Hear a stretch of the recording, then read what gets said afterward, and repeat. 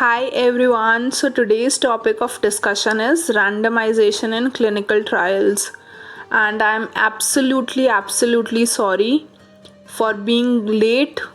मुझे पता है कि सब लोग वेट कर रहे थे डायूरेटिक सेकेंड पार्ट का, बट सॉरी वो 1-2 दिन में अपलोड हो जाएगा because I was having COVID duties, तो नहीं मैनेज हुआ यार, माफ़ कर दो. And if you haven't yet subscribe to my channel then please do that. The videos will keep coming और इससे ज़्यादा जल्दी आएंगी. I am assuring you for that. तो आज का टॉपिक इट इज़ लाइक कि मेरे पास ये पीपीटी बनी पड़ी थी and it is also a very important topic, clinical trials. We'll take that in detail, but अभी के लिए रैंडमाइजेशन वाला पार्ट समझ लो. Okay, so let's start with this. And basic मतलब क्या होता है रैंडम का. पहले तो ये समझो कि रैंडम इंग्लिश मीनिंग क्या है. रैंडम इंग्लिश मीनिंग ये होता है कि without a plan, right, randomly हमने कुछ भी ऐसे सोच लिया. ऐसे यहाँ पर रैंडमाइजेशन का क्या मतलब है. It is different from the English meaning, right. इधर it means equal and known chances. Equal and known chance. फिलहाल के लिए ऐसे समझो कि जब रैंडमाइजेशन शुरू हुआ था तो उसकी हिस्ट्री थी एक. मतलब आर.ए. फिशर ने डिज़ाइन ऑफ एक्सपेरिमेंट्स कंडक्ट करा 1935 के अंदर, और फिर उन्होंने पता लगाया कि एक रिसर्च के अंदर कि इसका कुछ फ़र्क पड़ता है इससे एक्सपेरिमेंट्स में या नहीं फ़र्क पड़ता.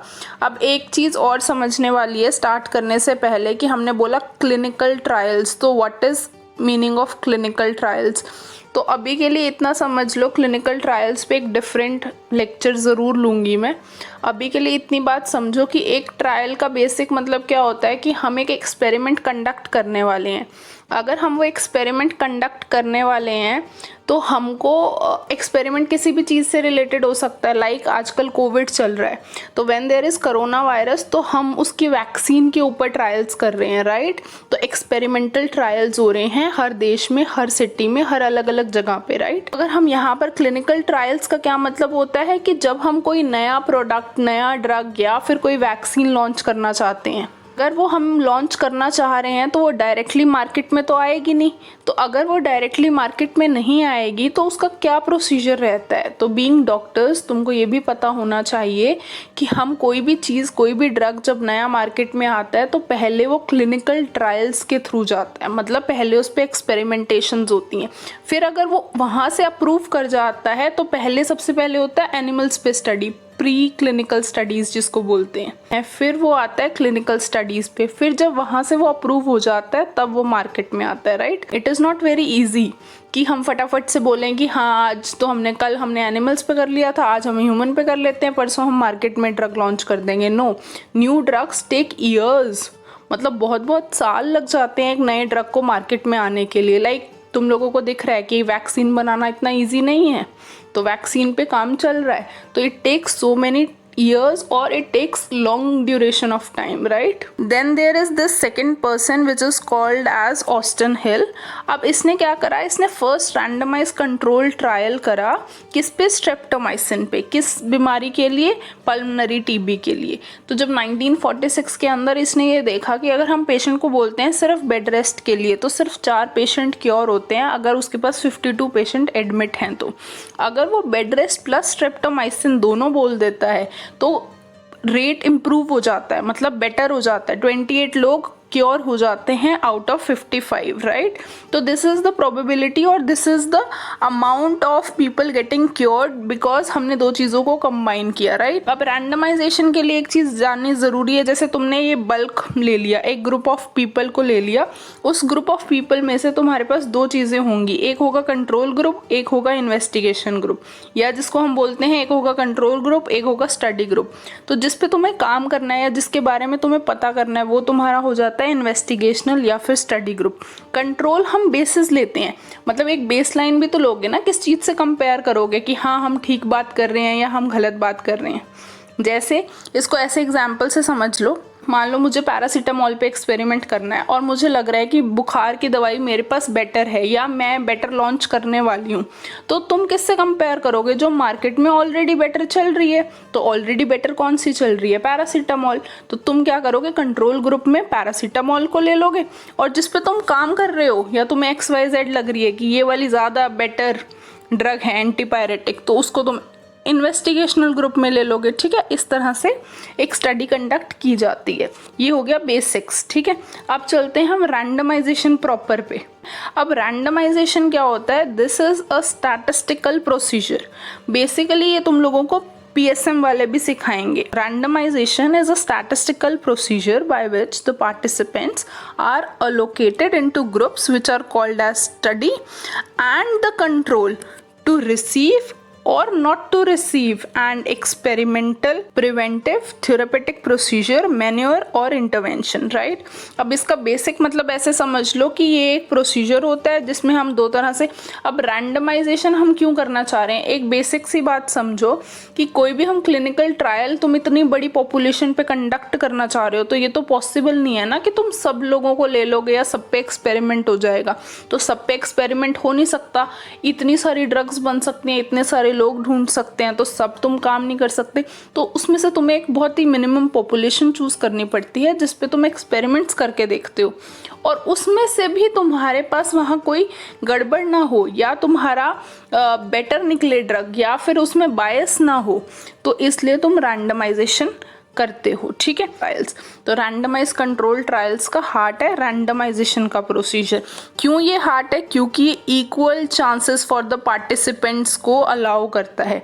मतलब तुमने बायस नहीं क्रिएट करी ना, तुमने एक ग्रुप लिया, उसमें से तुमने रैंडमली लोग सिलेक्ट कर लिए, तुमने अपनी मनमर्जी नहीं करी। ऐसा नहीं हुआ कि डॉक्टर ने अपने फेवरेट लोग ढूंढे या एक फार्मा कंपनी ने अपने फेवरेट लोग ढूंढे या फिर पेशेंट ने अपने मर्जी से एक ग्रुप को ज्वाइन करा। ऐसा नहीं होगा इसमें। ठीक, so the group assignment can't be predicted, right? अब इसके बाद चलते हैं रैंडमाइजेशन और रैंडम सैम्पलिंग में क्या फ़र्क होता है।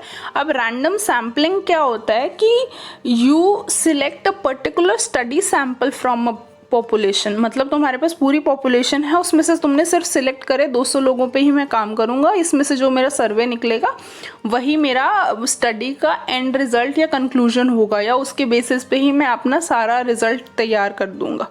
अब इसमें दो चीज़ों पे डिपेंड करता है, एक एक्सटर्नल वैलिडिटी और एक जनरलाइजेबिलिटी। अब एक और चीज़ होती है रैंडमाइजेशन। अब इंटरनल वैलिडिटी और एक्सटर्नल वैलिडिटी का क्या मतलब? इंटरनल वैलिडिटी मतलब हम उसी ग्रुप के अंदर अंदर रह के बात कर रहे हैं। पॉपुलेशन तुमने सिलेक्ट कर लिया, उसके बाद तुम उसके अंदर जो भी काम करोगे या जिन फैक्टर्स को देखोगे कि इसको ट्रीटमेंट मिला हुआ है, नहीं मिला हुआ, ये इम्प्रूव हुआ था, नहीं हुआ था, तो अगर ये सारी चीज़ें देखोगे तो वो इंटरनल वैलिडिटी हो जाती है। जबकि एक्सटर्नल वैलिडिटी होती है तुम एक्सटर्नल फैक्टर्स को भी कंसीडर कर रहे हो, राइट? अब हमें बेनिफिट्स ऑफ रैंडमाइजेशन पता होना चाहिए। रैंडमाइजेशन का बेनिफिट क्या है, पर्टिकुलरली क्या बेनिफिट है कि हमने इतनी बड़ी स्टडी कंडक्ट करी बट उसके अंदर बायस आ गया, तो बायस को प्रिवेंट करने के लिए, टू प्रिवेंट द सिलेक्टिव बायस। अब सिलेक्शन बायस या सिलेक्टिव बायस होता क्या है? फॉर एग्जाम्पल, मैं एक एंटीपायरेटिक ड्रग बना रही हूँ। अब मुझे पता है कि पैरासीटामोल सबसे बेस्ट एक्टिंग ड्रग है जो इस समय मार्केट में अवेलेबल है।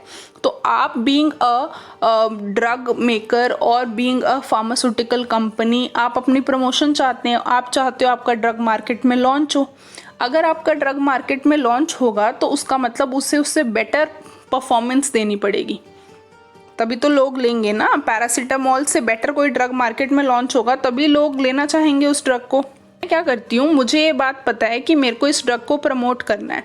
अब मुझे इस बात का भी पता है कि मेरा जो ड्रग है वो एक्चुअली बहुत बेटर नहीं है, वो पैरासीटामोल से ज़्यादा बेटर नहीं है। और मुझे ये भी पता है कि वो सिर्फ, उसकी एक प्रॉपर्टी है कि वो सिर्फ हाई ग्रेड फीवर में एक्ट करता है। बट अब मैं यहाँ पर कैसे स्मार्टली एक्ट कर सकती हूँ कि जब मेरा एक्सपेरिमेंट हो, जब मैं क्लिनिकल ट्रायल्स कर रही हूँ, तो मैं स्पेशली ध्यान रखूँ इस चीज़ का कि मैं सिर्फ हाई ग्रेड वाले लोग लूँ। जिनको हाई ग्रेड फीवर था मैंने सिर्फ उनको अपने सैंपल में इंक्लूड करा, जो लो ग्रेड वाले थे उनको मैंने सैंपल में इंक्लूड ही नहीं करा। अगर मैंने उन्हें सैंपल में ही इंक्लूड नहीं करा तो अब जो भी मेरा फाइनल रिजल्ट आएगा उसमें बायस तो आएगा ही आएगा, क्योंकि मैंने अपनी मर्जी से सैंपल लिया, अपनी मर्जी से उसमें रिजल्ट मॉडिफाई हो गए। अब जो भी वो रिजल्ट आएंगे वो हाई ग्रेड वालों को फटाफट से ठीक करेगा, तो हमें लगेगा कि बहुत अच्छा ड्रग है। तो ऐसे ही बहुत सारी कंपनीज और बहुत सारे ड्रग्स और बहुत सारी जगह पे जहाँ पे भी ये न्यू ड्रग डेवलपमेंट्स होती हैं, वहाँ ऐसा ज़रूर होता है कि देयर इज़ सम बायस। या तो ऐसा हो सकता है कि डॉक्टर की तरफ से बायस हो। अब डॉक्टर कैसे बायस कर सकता है? और एक पेशेंट को मैंने प्लेसिबो दिया था और एक पेशेंट को मैंने पैरासीटामोल दिया था। तो अब मैं कहती हूँ कि प्लेसिबो वाले को तो फ़र्क नहीं पड़ा होगा, क्योंकि मुझे पता है कि मैंने उसे प्लेसिबो दिया था। तो मैं क्या करूँगी, अब वो आके वो पेशेंट मुझे बताएगा भी ना कि मेरे को बुखार तो मेरा उतर गया, तो मैं कहूँगी कि नहीं अभी होगा, तुम्हें 99 होगा, उतरा नहीं होगा पूरी तरह से, ठीक है। तो इस तरह से जो होता है बायस क्रिएट हो जाता है। तो हम रैंडमाइजेशन क्यों कर रहे हैं? क्योंकि हमें वो बायस हटाना है। तो ऐसे ही हमें दूसरा बेनिफिट क्या होगा रैंडमाइजेशन का? It ensures the comparability of the groups. तो हम 2 ग्रुप्स चूज कर लेंगे, एक कंट्रोल ग्रुप हो जाएगा और एक स्टडी ग्रुप हो जाएगा, तो दोनों का कंपैरिजन हो सकता है, ठीक है। अब जैसे इस एग्जाम्पल के अंदर देख लेते हैं, एक स्टडी थी जो नॉन रैंडमाइज्ड थी, एक स्टडी है जो रैंडमाइज्ड है। इसमें जो पिंक वाली साइड्स हैं वो सारी की सारी हमें क्या बता रही हैं? विद अरिदमियाज वाली केस फर्टिलिटी ज़्यादा है पेशेंट को, जबकि जो विदाउट अरिदमिया है वो ब्लू वाला है, उसकी केस फर्टिलिटी कम है। तो अगर हमने सैंपल ले लिया, उसको रैंडमाइज नहीं करा, उसके बाद क्या होने वाला है हमारे पास कि जो टोटल डेथ्स हैं उसमें वेरिएशन आएगा कि मान लो एक साइड 180 आ रही है और दूसरी साइड 300 आ रही है, जबकि तुमने ये रैंडम स्टडी कंडक्ट करके करा है। तो दोनों तरफ के जो डेथ रेट हैं वो ऑलमोस्ट इक्वल आएंगे, मतलब प्रोबेबिलिटी इक्वल रहेगी, चांसेस फेयर रहेंगे। तो हमें अपनी स्टडी को फेयर बनाने के लिए या इक्वल चांसेस प्रोवाइड करने के लिए कि ताकि हमारे रिजल्ट सही आए, तो हम रैंडमाइजेशन करते हैं। आई think so you get that now. अब हमने रैंडमाइजेशन का मतलब समझ लिया। अब हम चलते हैं टाइप्स ऑफ रैंडमाइजेशन। हम कैसे कैसे कर सकते हैं कि हमारी स्टडी में बायस ना हो या फिर अच्छी स्टडी हो जाए हमारी। तो उसके लिए 5 मेथड्स हैं। एक होता है कि सिंपल रैंडमाइजेशन, सेकंड है random allocation, third is block randomization, fourth is stratification and fifth is minimization, ठीक है। तो अब इसके बारे में थोड़ा थोड़ा डिटेल में समझ लेते हैं। सिंपल रैंडमाइजेशन क्या होता है कि तुमने एक ग्रुप लिया 50 लोगों का, उसमें से तुमने डिवाइड कर दिया। तुमने कैसे डिवाइड करा कि जो टोटल 50 है वो कैपिटल N है, और जो उनके 2 ग्रुप्स बनाए small n1 and small n2, तो वो 25-25 में डिस्ट्रीब्यूट कर दिए। अब इसको क्या करने वाले हो तुम? इसको तुम एनवेल्प्स बनाने वाले हो। एनवेल्प सिस्टम में क्या होगा कि ऐसे समझ लो इसको कि मान लो क्लास में तुम सारे लोग बैठे हो, it is a class of 50 student supposedly. जो फर्स्ट की लेन है, मैं उसमें से रैंडमली 4th स्टूडेंट को उठा के बोलती हूँ कि तुम्हारी जो पॉकेट में इस समय नोट है वो नंबर बता दो मुझे उस नोट पे से पढ़ के। तो it will be very random. अब उसने वो सोच के तो आया नहीं, वो कोई सीक्वेंस में भी नहीं होगा, तो हमारे पास क्या होगा? रैंडमली सिलेक्ट हो जाएंगे। ऐसे ही अगर मैं तुमको चिट्स दे देती हूँ, उसमें से कुछ चूज करना है, तो that is also simple randomization. या फिर मैं तुमको एक कॉइन्स का बॉक्स दे देती हूँ, तुम रैंडमली एक कॉइन चूज करोगे, that is also simple randomization. अब इसके अंदर हम क्या करने वाले हैं कि हमने एक एनवेल्प लिया और उसको हमने बायस हटाने के लिए N1 और N2 में डिवाइड कर दिया। अब इसमें से जो भी चूज किया जाएगा उसमें बायस नहीं होगी, क्योंकि इक्वल एंड नोन चांसेस मिले हैं दोनों ग्रुप्स को, ठीक है। मतलब इक्वल एंड नोन चांसेस किस सेंस में कि हमने ट्रीटमेंट के लिए भी 25 लोग ले लिए और कंट्रोल ग्रुप में भी 25 ले लिए, तो हमारे पास इक्वल और नोन चांसेस हो गए। चलो अब आगे बात कर लेते हैं रैंडम अलोकेशन की। अब रैंडम अलोकेशन क्या है? It is also procedure in which the identified sample participants are randomly assigned to the treatment and each participant has the same probability of being assigned to a particular treatment.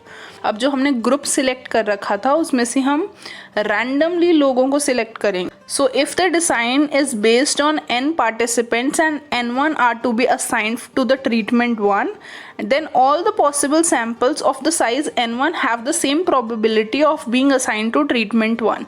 मतलब जैसे हमने पिछले example में समझा कि अगर हमारे पास capital N वाला ब्लॉक अलग है और उसको हमने सैम्पल्स और एनवेल्प्स में डिवाइड कर दिया स्मॉल n1 और स्मॉल n2.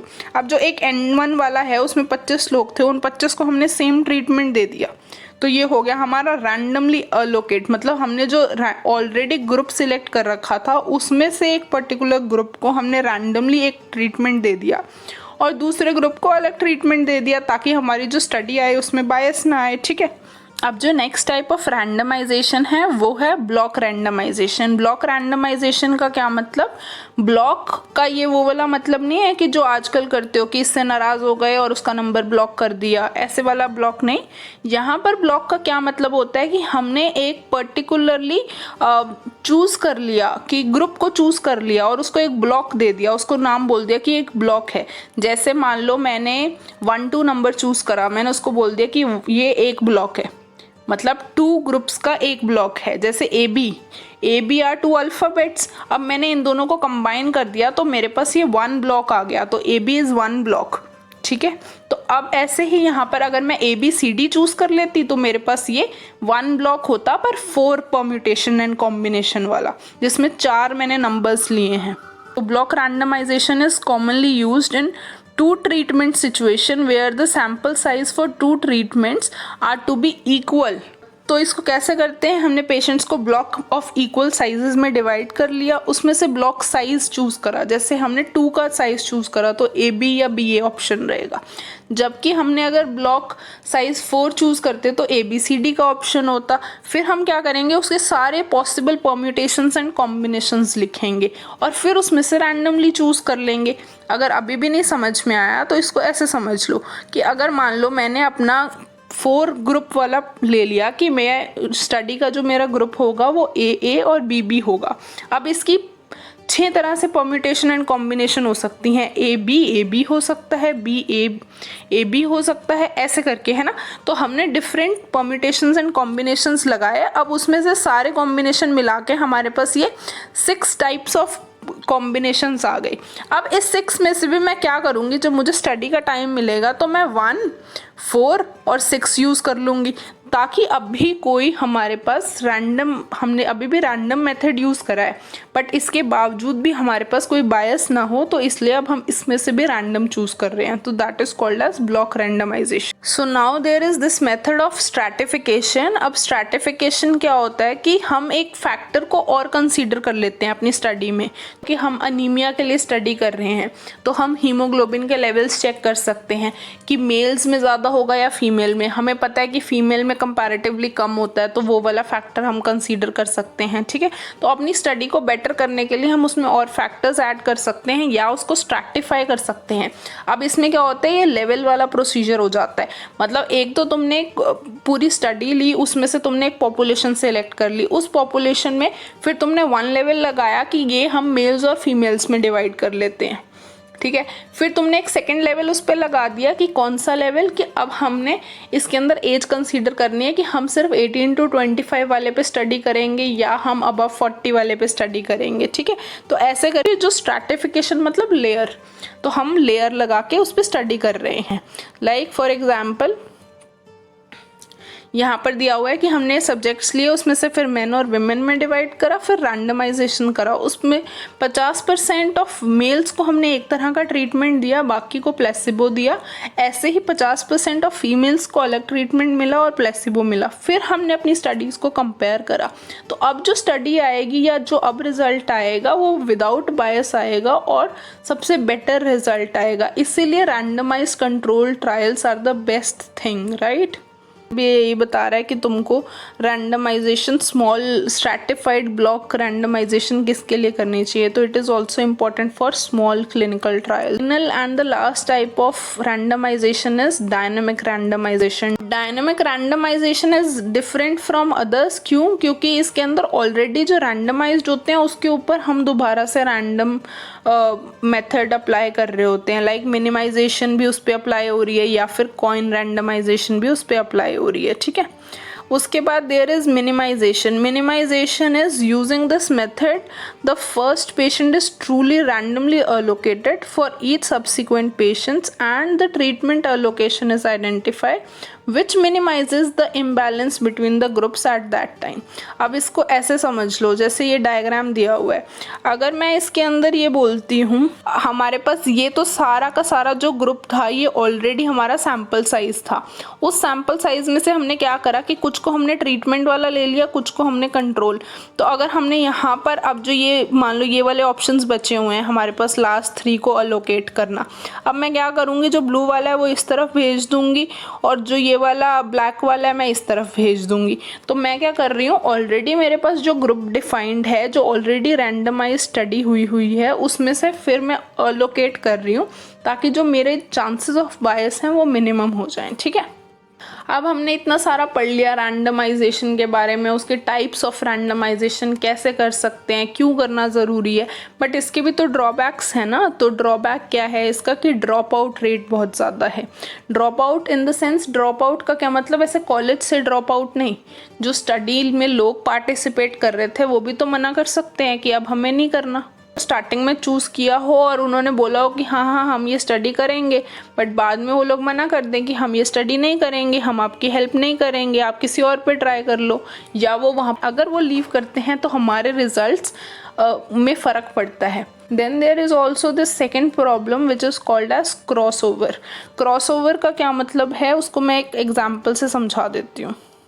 मान लो कि मेरे पास एक पेशेंट आया. अब उसको मैंने ये बोला कि तुमको सर्जिकल ट्रीटमेंट करूँगी मैं सिर्फ. ठीक है.